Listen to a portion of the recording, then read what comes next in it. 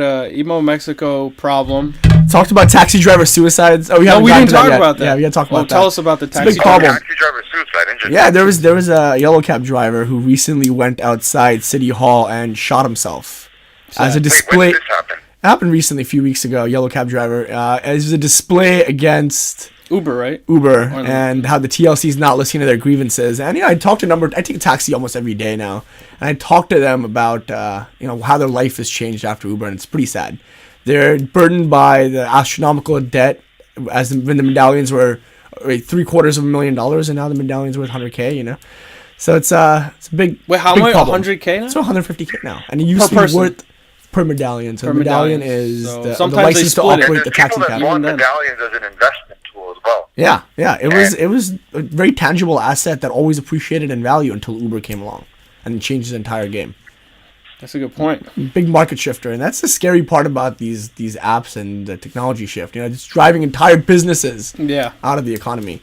I mean, think about the Long Island taxi companies now that after Uber's come on, no one uses them anymore. But think about it. I actually.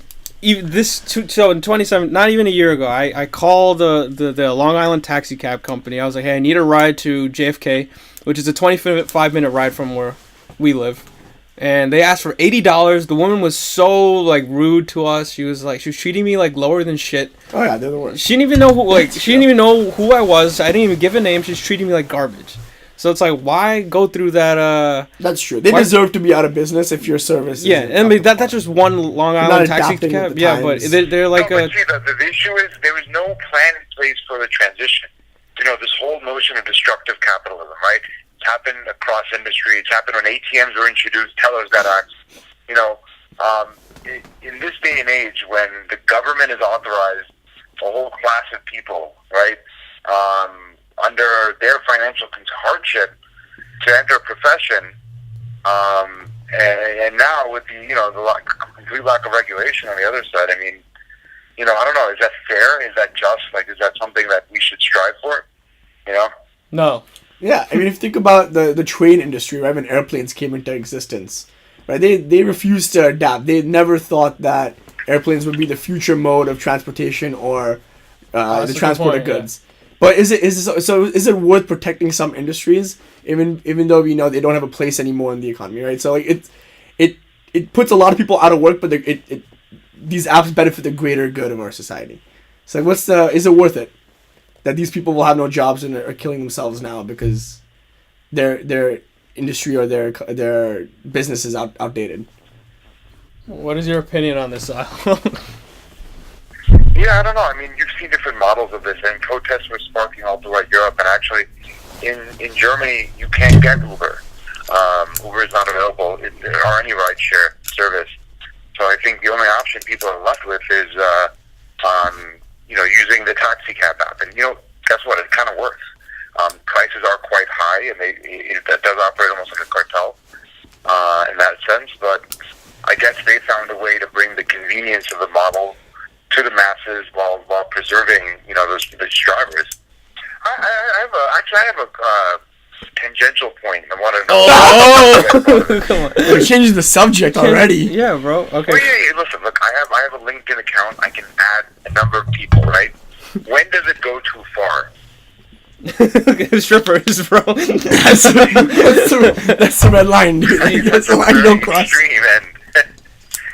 Who are you adding on LinkedIn, bro? My barber requested me the other day on LinkedIn. Is that something I should I add your him? barber. Is he part of my professional network?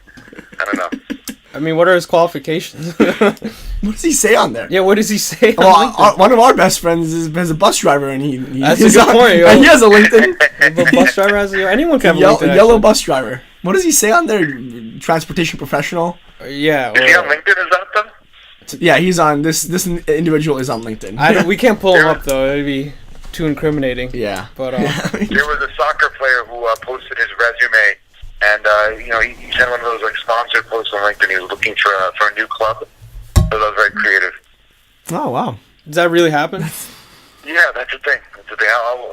Next podcast we can bring it up and talk about it. Wait, what team was it for?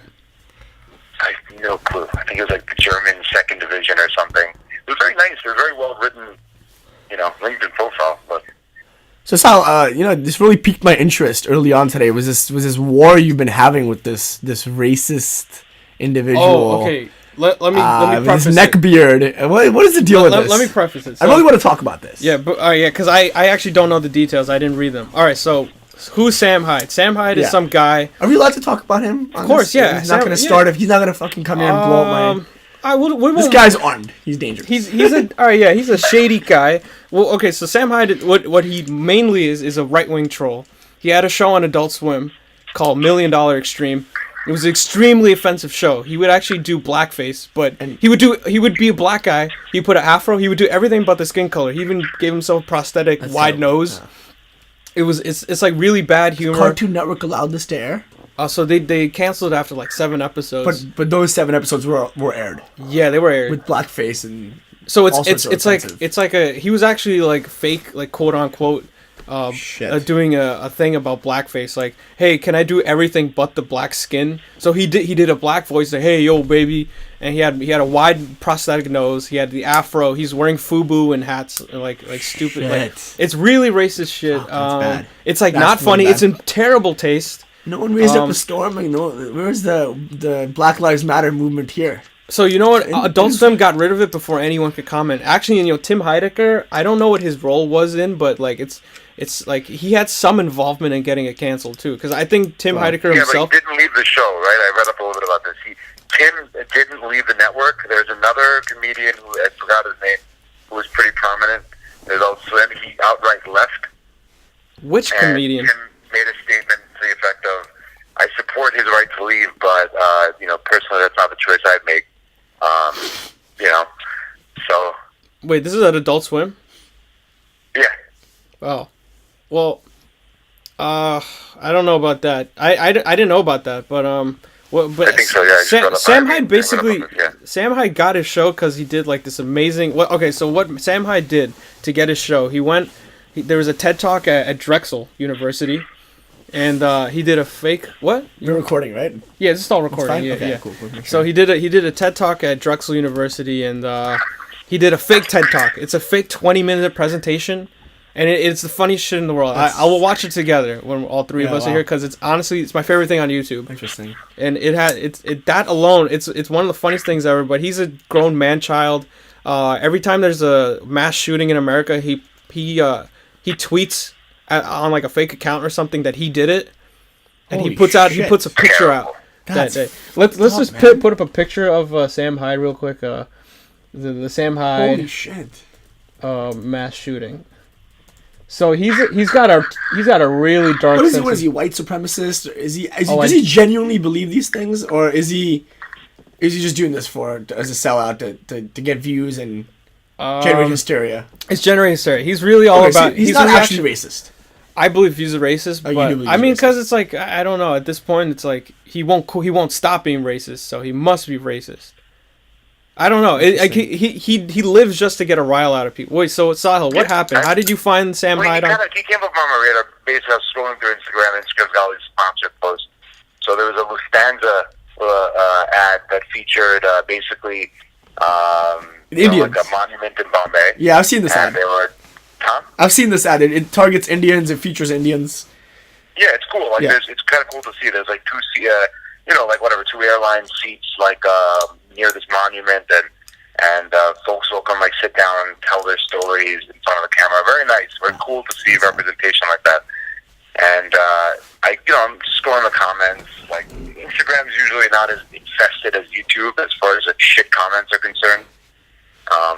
But the one caught my eye. It was basically a guy was like Sam Hyde. He goes, I can smell the curry from here. and that sent me into a bit of a rage, because I'm like, what the fuck is this guy? Like, that's some poor taste, but it's hilarious. That? And that evoked some pretty, fucked memories from my youth. And people come and smell like curry. Yeah. We've all gotten that. Right. Despite the fact that I didn't eat curry, I never ate Indian food, pretty much. I grew up on an American diet of pizza and donuts. So I go scrolling through his page, and I find a video. Click on the video, and it's basically him in his car in like a Walmart, parking lot. And the white guy comes out of the Walmart, and Sam goes, hey, is that a giant yarmulke on your head? And the white guy goes, no, it's a kufi. And he's like, kufi? What? Are you Muslim? Why?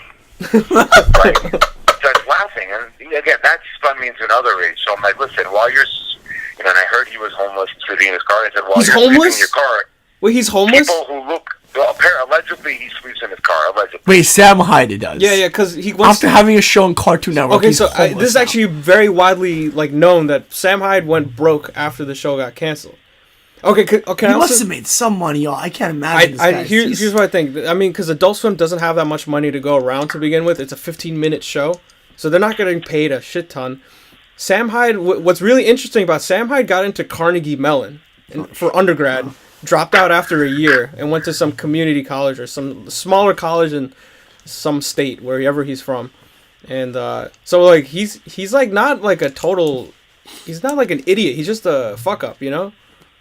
Like, I don't know, he's bright, but he can't... We gotta tag him on this Sounds a bit podcast. like He has to Mark listen to Shipper. this. Yeah, He has to listen to this. No, but dude, That's the no one- easiest way to get famous right now, guys. We have to fucking get him involved. We have to get him angry against us, and he has to go and post something. All right, yeah, we're gonna have Shitting to, on our podcast, and that's it. That's our but claim to he's fame. he's really... Here's the thing, I believe Sam Hyde's funnier than all of us combined. We can take him on. Can we get him on though? We need to start beef with all these crazy white supremacists so that they start posting shit. Can we? Should we put him on? That's another question. Like, would you be giving a platform? I don't know. I mean, honestly, the best way to stop Sam Hyde is to never mention him again and let him continue to be homeless in his car. That's true. I mean, if we really want him probably to... make him very Another wealthy. point of contention was that a girl posted on there something like the self-love yoga punk ride or something, some shit, and some white chick from somewhere in America, and she posts, "Love your videos" with a smiley face. And then I click on her profile and I see that she is an avid yoga enthusiast. And I post, I said, you're aware of the irony, right? On one hand, you're slating a whole group of people, right, like Muslims. And on the other hand, India is a land of, with some of the largest Muslim population in the world, right? Yeah. So that blew my mind. I mean, there's people on the alt-right doing yoga. Well, that's actually really mind-bending. Interesting connection. That's pretty crazy. Right, but they don't understand like the and like that's always pissed me off about yoga. By the way, so this is an Indian thing. You know what I mean? Like this is, and like there's no acknowledgement of that. The sad part is that he's posting on Lufthansa advertisements. like that's the really pathetic part here. Yeah, That he has the time and taking the effort to disparage an entire race and a Lufthansa advert on Instagram. Oh my god. That is the lowest of the low. Dude, yeah. Finding every opportunity to just shit on a race. Just, I think we should get him on, Umar. I think, guys. But dude, I want him to stay homeless, dude. I really hate his yeah, brand bring him of a platform. We're gonna end up making him famous and wealthy. No, bro, I hate his brand of comedy. Like, I don't care if he's doing it out of irony. It's crippling our country, bro. But let's ride on his coattails here. Let's get on. Let's what do you mean write a code? I don't know. Let's get him on the show and let's We'll get book- that. we'll- Let that we'll be our book him. claim to fame. Alright, we'll book him. We'll put him on the phone, Book him and, on. and we'll just make fun of Contact him. his agent. Does he have an agent? Or let me contact this guy. I think he's accessible. I think if he's replying to people on Instagram. Wait, Saho, did he reply to you on Instagram? He did. He said something to the effect of he's like go back riding on your curry carpet. No one cares about you. Something like that. Damn, bro. You know what this means, bro. Curry carpets are buying out your country. He goes. He responds again. He goes. I think he's kind of familiar with the Indian food because he goes. He's like, I'll speak in a language you can understand. And then he said mostly gibberish, but he threw in palak into that. What is that? It's spinach. Like palak paneer, Spinach dish. spinach paneer dish. You know what? That's why I think he's a troll, bro. It's like he's smart enough to know what like some foods are, Yeah, I right? think Like some he's- like deep cut foods are, and to make fun. It's like making fun of a really specific ethnicity. He's definitely doing it on purpose to get the views. Yeah, and he probably what that means also. He clicked on your profile, saw that you were brown, and he's like, all right, I'm gonna say some brown shit to him now. He has a lot of time on his hands. He's homeless. Well, he's homeless. He's so- homeless. I mean, He's definitely gonna be happy to come on our show. It's actually great. If you're a troll, you ought to be homeless. I mean, you don't have all the pressures of maintaining a household. You just troll all day. Man, dude. You gotta be homeless, dude, to make the show work. So we can Yeah. focus on the show 100%. Yeah, the we're only way to gonna do it. quit our jobs We're gonna to, quit our jobs, get homeless, and and team up with Sam Hyde. But bro, I promise you guys, like his TED Talk is the funniest shit I've ever seen in my life. When I saw it, dude, I think I was just dying. I was having a seizure of laughter. wow, it's really I don't sad know how that I feel watching this. I mean, he takes credit for all the school shootings and bad then, that happened. Yeah, well, That's I mean, a- he does. It's not that he takes credit. He puts his picture out there, and people believe it's him. that's During dangerous. what was the shooting before? There was a shooting before this one. Before the Parkland, before Parkland, there was Las Vegas. Yeah, Vegas is the big one. Was there one in between the two? There was one in between, and that wasn't. It was a school, and Not a school. no, this definitely was the biggest. There's a weekend church mass one. shooting. Oh, the church one. In Yes. Texas. Okay. So the church one. It was a church Yeah. one. For were the those- church one, someone put his picture on Instagram and on Twitter. They tweeted out Sam Hyde is responsible for the church shooting in Texas, and the news went with it. They said former Adult Swim star Sam Hyde said is reported to have been the shooter, and then he put a picture of it because there's like one famous picture of him like shooting a machine gun like out in the woods.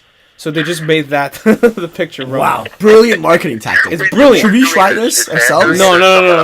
We're brown, bro. We're gonna go straight to Guantanamo Bay. We're not gonna be given a chance, bro. Only white people can get away with that Posting the shit. picture of him. Wait, what? Who was posting the picture of Sam Hyde after So- the mass shooting? So Himself? it's like it's either himself or it's like these like Pepe people, people that still think Pepe is like a cool far what's it called, alt-right like thing. You know Pepe the frog? You know what I'm talking about? You guys don't know? I know Pepper the Frog. But then what is this? Because Sam is a troll. These are like anti-trolls that are also trolling. I don't know. It's Parasympathetic nervous a system. fourth I don't dimension of quite trolling. understand It's- who it's the a- fuck these people are. it's They have no honestly. affiliation to anyone, right? Wait, say that one more time. I didn't hear that. No, these trolls have no affiliation with anyone. I mean, like, you'd think they would support Sam Hyde, but I guess it's all kind of senseless, isn't it? I guess. Are I there don't know. factions or trolling factions here? Is that what we're getting I at? don't know. There are alliances? I think they're just alt-right trolls. There's the alt-right troll. I mean, if you think about it, most trolls But have some alt-right in them. But the troll doesn't really believe necessarily what he's preaching or what he's Right, talking they don't- about. they're Right? They're nihilists. just doing it to get under people's skin. Yeah, there's like a nihilism behind it. Yeah. It's like So you're not. He doesn't mean you're an alt-right or you believe in alt-right values or you're a neocon for. If you're it's just more of trolling a it, nihilist All right, thing. here's a question. If you think about it, I mean, like I used to troll the hell out of people back in when trolling was a thing before it was a political tool to destroy. Like a year or two ago. I don't know. Yeah, but like, when you troll, it's sort of like, yeah, you just want to knock someone down off their high horse kind of thing.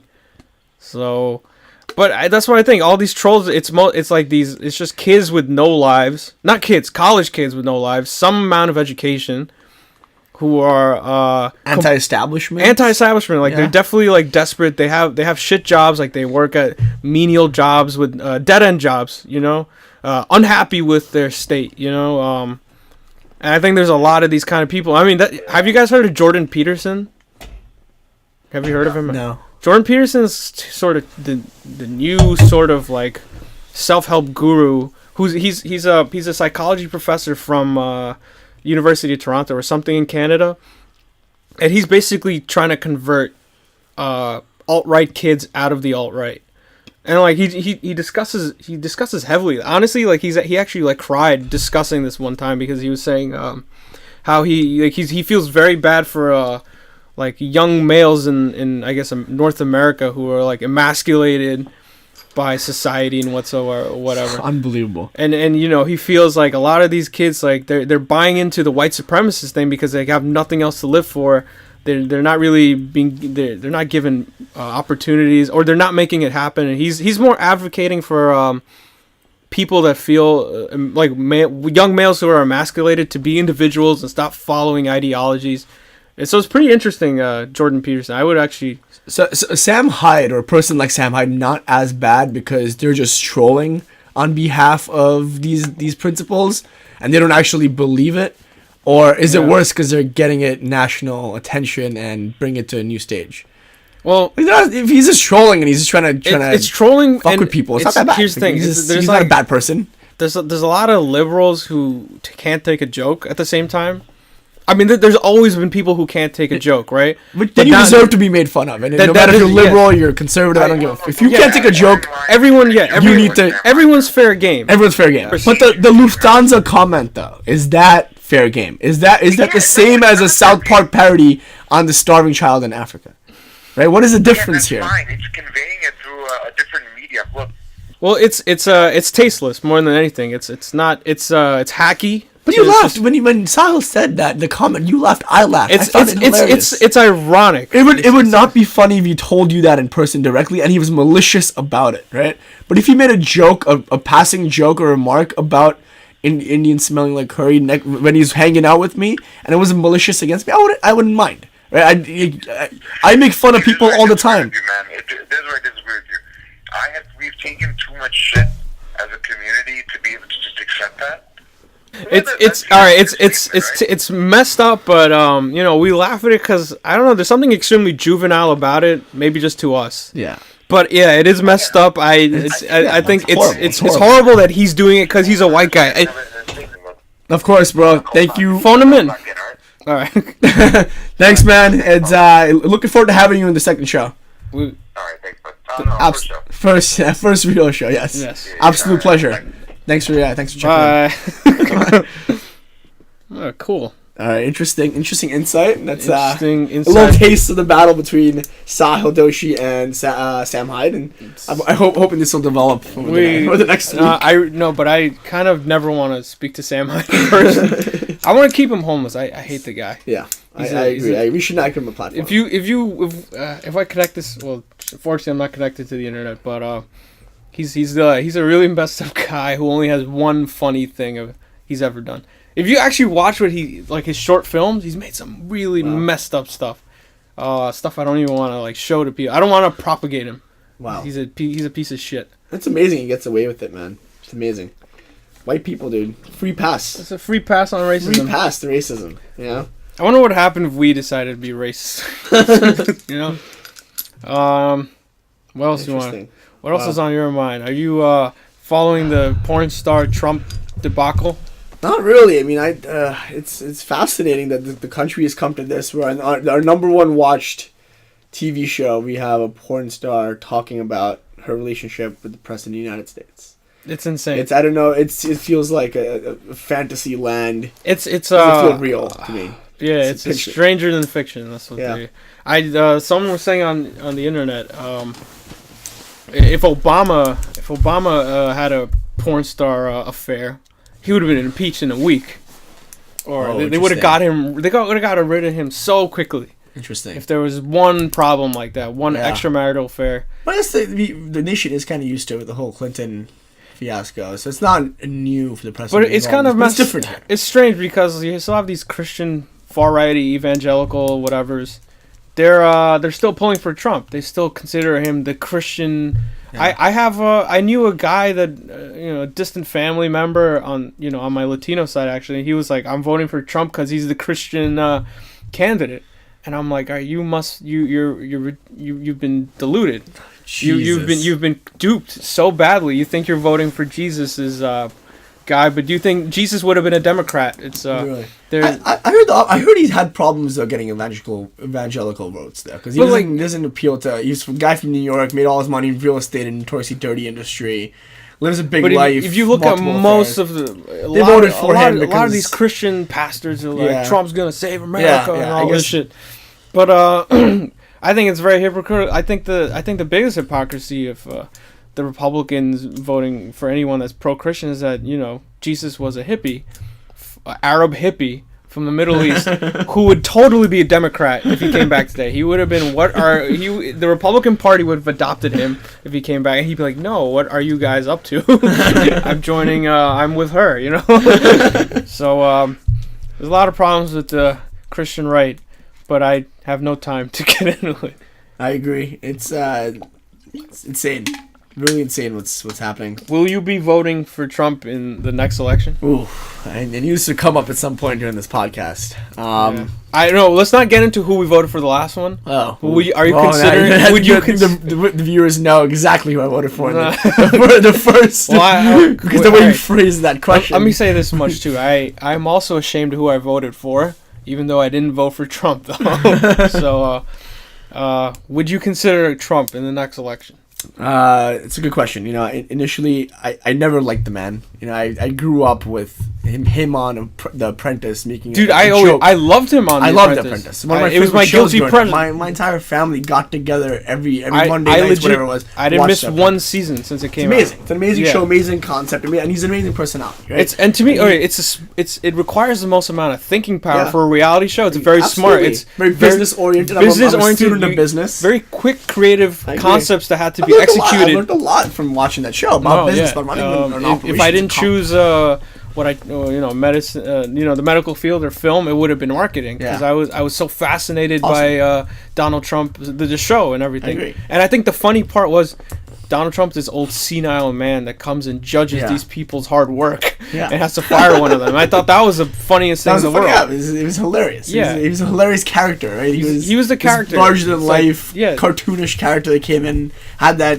and just knocking on people's weaknesses. And famous tagline that everyone used to talk about, "You're fired," and it was great. It was great. And now he's the president. Now he's president. And initially I never liked him, but I'm loyal to the party, and a lot of people fault me for this, but I'm a Republican by heart, and I've always have been. And I had to vote along party lines, and I did this stupid thing of voting for him. Well, I'm a flip flopper, so I mean, if it was Kasich, I would have voted Kasich. Yeah, I agree. I just couldn't vote for Hillary Clinton. Because she goes against everything that the Republicans, the party, she's true conservatives stand for. I don't know what she stands for.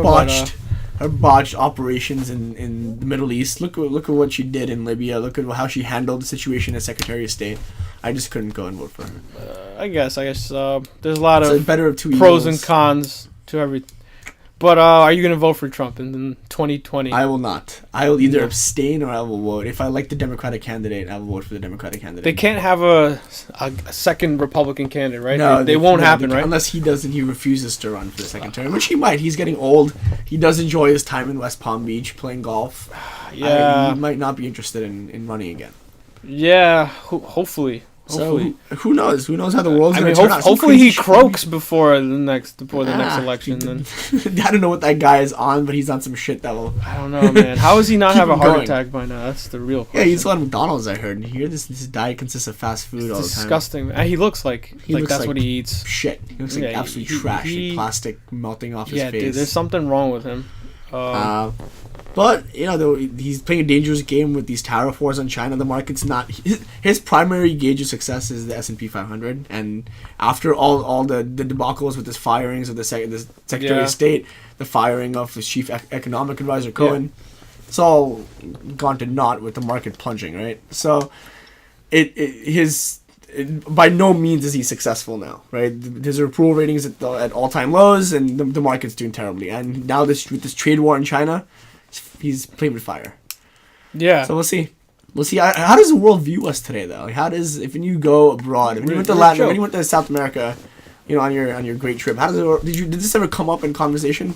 Yeah, everyone asked me my opinions on Trump. Really? There's this. I was hiking. During this hike, I met up with some German mountain climber, and he asked me, what do you think about Trump? And I told him, I'm a Latino Muslim. I'm like his target. I'm like, that's the guy. That's the guy. I'm his worst. You're target number one. I'm target number one. His whole platform is against. He's against me completely. Against you completely. That's insane. I never thought about that. Yeah, and I absolutely hate him. And people. And then I was in Ireland also this past year, and someone asked me how's life in New York, and I said, well, New York's okay, but America sucks because of Trump. Trump is this is 2017. It's already only 5 months into his presidency, and I was like, it's demoralizing. The whole country's just on what is this guy gonna say next. And where else? Malaysia. Just Trump was just a joke. Yeah, just something to laugh at. Hong Kong, yes, people follow Trump closely in Hong Kong, and they just laugh. They don't care. They don't care what happens to America. A lot of people do not care. But here's the thing, like, it's like me too. I'm like this too with Europe. I do not care what happens to Europe. If they're so afraid of Europe turning into an Arab country, good. I hope it turns into a new Arab continent, bro.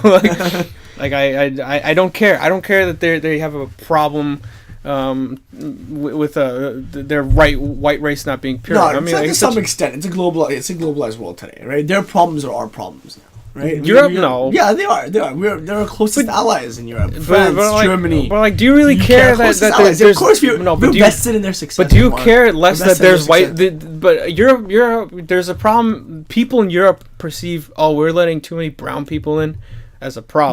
That's not the problem though. The problem is this polarization that's taking place in Europe, like it's taking place over here. This polarization between the Western Islamic values are coming in. No, there's polarization with the radical values of the right wing movements. Right? Oh, okay. The neo-Nazis. Yeah, exactly. And then the polarization the other way too, right? Against them.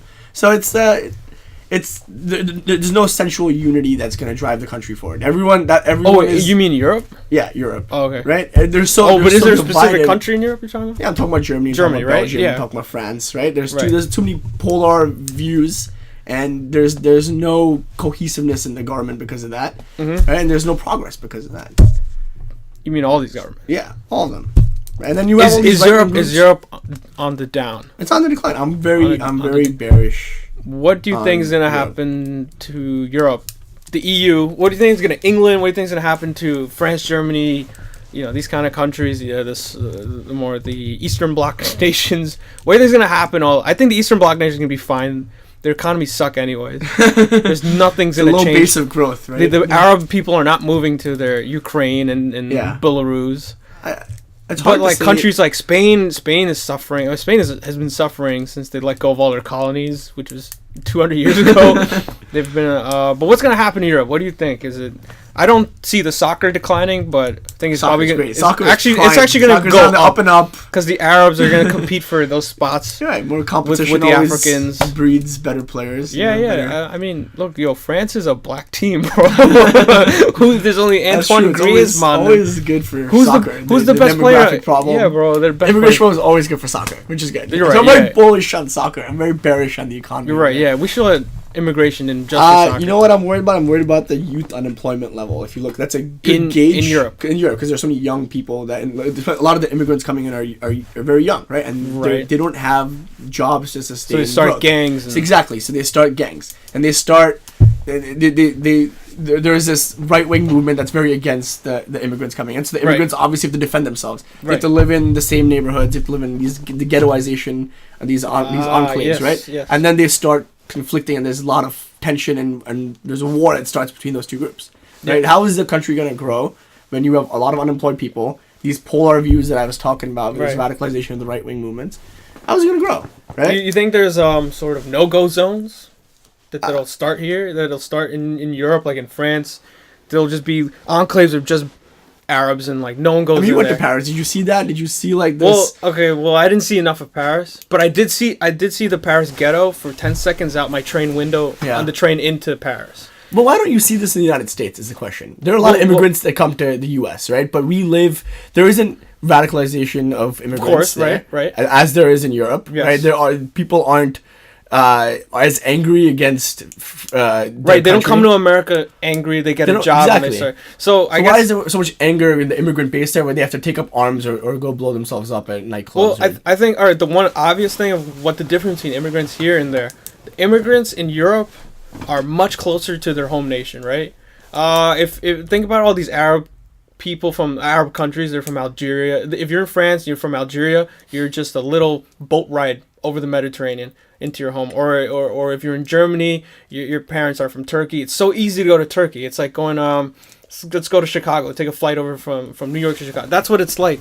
Or if you're Pakistani, 6 hours and you're back in Pakistan. Well, why can't they assimilate as well into those countries than we've assimilated here? Well, do you? Maybe we just want to work hard and make a living. Well, let me ask, because I don't know myself. Do you consider the white people, the Caucasians of Europe more racist, more exclusive people than the white people here? Because I would say white people here are more inclusive are rather agree. inclusive. Okay, they're not. Well, you also live in New York, though, so let's be fair. Okay, we live in a Very bubble, but like, let's say if you go to Nebraska, would it be the same? well, let me give you an Would you be example. Let me comfortable? give you a real life example. My uncle just got here. Literally, my uncle came here because my dad sponsored him. He got here only 5 years ago. Yep. And all his friends, he lives in Texas. He didn't move to New York. My dad said, go to Texas where there's more jobs. And my uncle, he still has an accent. He still speaks like in broken English. All his friends are white American, like Christians, right? He goes to Christmas parties with them, and he's experiencing, and he loves it because he's like, all his sort of wildest imaginations of what America was is like the cowboys of Texas. And now he lives in Dallas, which is like such a rich Texas culture sort of place, I agree. And he's assimilated well. He's like assimilated this sense very of well. identity. Yes, he does not hang out or talk to. He yes. feels American. He feels very American. So that's a big difference, I think, because there is something inherently French, right? They're like being French that you or I will never be. Will never be, no matter how long we live in France. Mm-hmm. I can live in France for 35 years, speak the language perfectly. I'll Right. keep my Right. first language, like it is for a lot of Algerians, Tunisians over there. Right. But I'll never be French because there's something inherently being Parisian that a newcomer that's not born into it, that's not Right. born white, that's not born French, can never be. So And that's why there's this segregation. This makes a lot of sense because it's like the French have been there for thousands of years. Yeah. Okay, they've existed as Gaul and other sorts of but weird they've been shit. there. But or like just white tribes Yeah. of Neanderthals. Exactly. but they've always been French. They've always been from there. Yeah. And you're Same with Germans. There's something inherently. you've always been Germanic. German, right? Right. I'm German. There's a meaning to it. What Yeah, does it mean yes, American? your people been there for thousands Exactly. of years, and you were brown faces just got here. Yeah. You'll never be part You'll of it. never. But in America, you don't have that because at the end of the day, you can live whatever lie as a white person you want. That this is my land. This is my God-given land, and God gave it to me. But it's like your forefathers came here and took it from whoever, or they bought it, and they're not from here. They're from some hills in Scotland, and they came here, and it's like I think in the back of everyone's head they know they're not from here. We haven't been here for that long. I agree. But let's say a lot of Algerians, right, decided to move to Nebraska. Okay. Would they be accepted, or would they be able to assimilate there as they are in Texas with a lot of immigrants, or New York, or would it be the same situation as in France? You know what? Let's say they moved to Omaha, like half a million of them. So if I have to think about that literally rationally, I think about the example of Somalis in Minnesota Yeah. or Arabs in Dearborn, Michigan. But they live in their own enclave, right? They live in very nice neighborhoods. In Arabs do. Dearborn, yeah, In Dearborn, 'cause but they all Somalis became- not so much. Not but, so much because they do have a lot of catching But is it up to do. ghettoization in the sense that they live in one neighborhood and it's become a mini I Somalia where think- right. they're not assimilated Well, into Michigan we culture? should really do some searching on that. Like if Minneapolis actually has a Somali ghetto. Yeah. But in Dearborn, all the Arabs went to Dearborn, and they all became doctors and Yeah. opened up It's restaurants and amazing. turned a new. They pumped money right back into the I agree. economy. They searched for. And that's not possible to do in Paris. It's not possible? in Berlin. So, why? Why is it not possible? Because Why of that, can't- that whole concept that we brought up, that you're French, you are not. But, okay, you are only here Right, to right. leech off of us and use our resources, and you're not contributing anything. You're not being part of our culture. Right. You're not open-minded to our culture, and you're Well, not so, you're like- not French. So just stay in your little enclave and do your menial labor, and I then guess you so. have the young Algerian growing up in Paris, and he sees all these people hate him, right? And then he Right, easily, no one's accepting him. no yeah. one's accepting him, and no, he's not able to assimilate. He's lost, and it's very easy to go and radicalize him, and when someone takes advantage that the entire society hates. Well, him. you've been in this country since you were like 8 years old. Yeah. So almost 20 years. Do you feel that? Did you ever feel that? Okay, you were excluded by white people ever? Because like, dude, I was born here. Yeah. I've definitely felt Oh, excluded. Of course. Of course. It'll be In what menial sense? as Where? like when you're a kid. It's like you won't get picked for basketball, Yeah, soccer. yeah. No, because you're brown. You're not even given a chance to have a personality, right? I And then you go to high school and you gotta fight. You gotta make up for being brown. Okay, so but you can be strong and athletic and shit. That helps. And that's kind of what it is. All the minorities were strong and athletic, even in outside of a high school. In college, in the sense of in college, the college realm and all this stuff, and black people in sports. they're given a lot of respect and stuff like because this is something everyone admires. Everyone wants to be good at sports. But think about our high school. All like the cool brown kids were literally just in sports. Yeah, and they were affiliated with white people. They're affiliated with white people. They tried to be white. Right. They were notorious as like, oh, they're like they dress and act and talk like they're white. Right. And they distance themselves from being Indian. Right. They don't being brown. They don't. Yeah. It's not what they put out there. Exactly. But it's but if you're not athletic, then you kind of have to make up for not being athletic somehow. You have to overcompensate because you're brown for sure. And if you're like a short, fat brown guy like me, you have to compensate even more somehow. And you've been told that you can never go hit on a white girl, you can never go talk to her. Yes, yeah. And no one's ever told me no, you can't. It's more like you just know. You just know. Social norm. You just know that you're playing with fire. You're emotionally playing with fire when you're approaching a white girl for sure. And okay, I've only dated white girls too. But I've struck out far more times, and it doesn't hurt as much. Like I guess as you're older, you're just like whatever. You're just like swing and a miss. But no, I get it. You're saying that you also don't feel like you've assimilated, or that you aren't American, or you don't associate. No. Well, okay, I'll say this much: when I leave America, I feel extremely American. Yeah. Right? Because I'm like, I don't like speaking Spanish. Like, I hate speaking Spanish. It doesn't come naturally to me at all. Even though I can understand it. I can understand everything people are saying to me. But, like, when I'm back in America, it's like, I have to work harder to fit in. You know what I'm saying? Like, I don't have to... I'm not saying I have to have friends that are white. It's I don't give a crap what skin color anybody is. Yeah. But because it's like, you're competing with every shade of skin here... You have to work harder because you're not white. That's what I feel. You have to put yourself out there. You have to be more special to be respected or seen as an equal. That's what I mean. Yeah, that's true. To be seen as equal. So which is why I kind of picked the medical field because it's all skill based and it doesn't matter what race you are really. If you can't fix that's a sad problems. part though that you start off at a lower base, a lower level. You start at a handicap. If they go and fight so hard to get to an equal base, right? Yes. No matter what, it's picking up girls, whether it's just getting respect. Yes, getting promotion, getting maybe. promotions, whatever it is, right? We have this notion of what it is. Yeah. They have these stereotypes. They think we are. It's it's like you're used to a lifetime of rejection. That's literally what I feel. Yeah. I'm used to a lifetime of rejection. Whether it's you get like even when I worked at I don't want to get into it yet, but like when I worked in radio.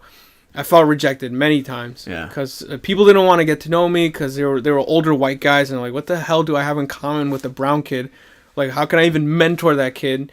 You know, like I didn't see eye to eye. I wouldn't even say that. It's just like I didn't vibe well with a lot of the dudes there. I had to be extra, try a little harder in every sense. Dude, and I was like, it's simple stuff like being at a bar and the bartender like doesn't. Serves the white guys first who like exert their dominance on there. Yes. And like in a broy bar and like the white guy's gonna come in there like muscle you out and honestly, you're just gonna sit there and the bartender's gonna.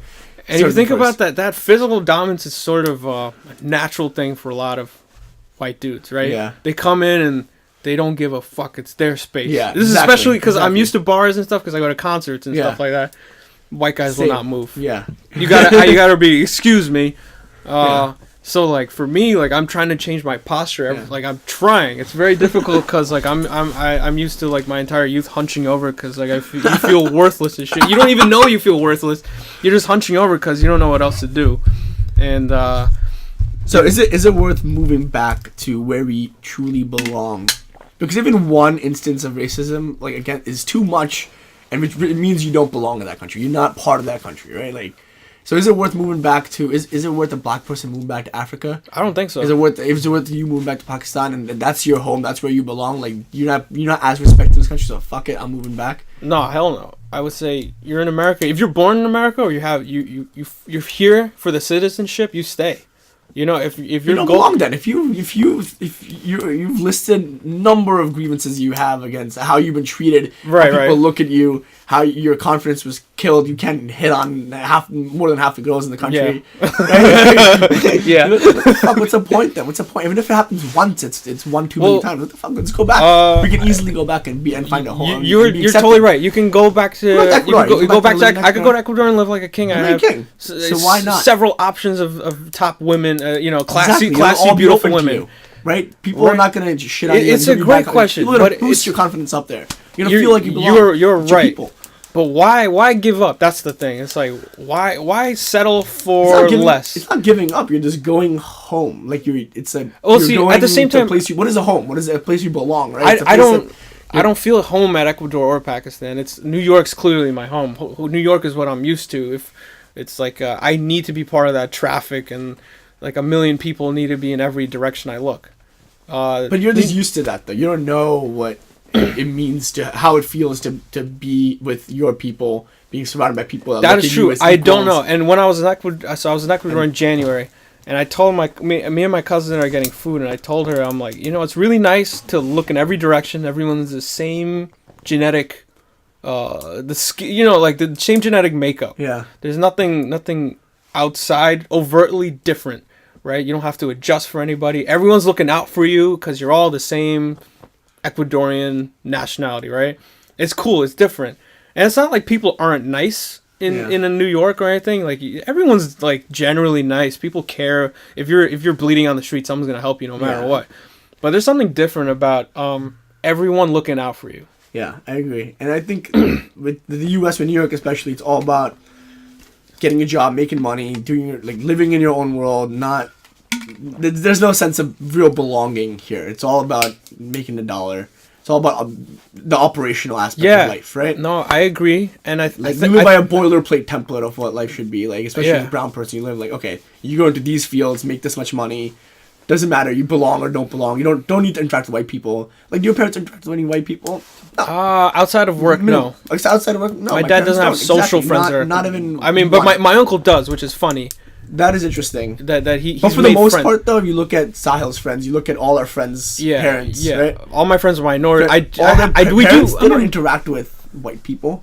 Friends, for the most part. For the most part. Yeah. So is it really an inclusive culture? Like when my parents don't have white friends? Well, here's the thing. I mean, but you and I have white friends. It's not our best friends. But most of our friends are minorities. Well, we think about so we'll throw out the name Matt. Matt's a white guy. Yes, your best. We're going his even we're going to his wedding, but I haven't. He's a good friend. Would you confide in him? Here's the thing: I wouldn't go to him because I have. If he listens to this, okay. Well, he's a good friend. He's a good friend, but he wouldn't come to me with his deep personal problems too. There's levels. Exactly. There's people. You would choose your family first. So doesn't that show that it's not? Well, it's not. But it's like, okay, but did I make it more? Should I be trying harder to be making friends with white people? I don't think so. It's just like I'm friends with whoever I feel warm and comfortable around. Whoever responds to me, and then it's like, of course, there are white people that are my friends, and I do vibe very well. I joke around with, and I don't have to be weird or watch myself around. I agree, but it's tough when knowing that we're living in our society here where it's just about making a dollar, getting a job, and not having this sense of belonging and. But you would move back to India?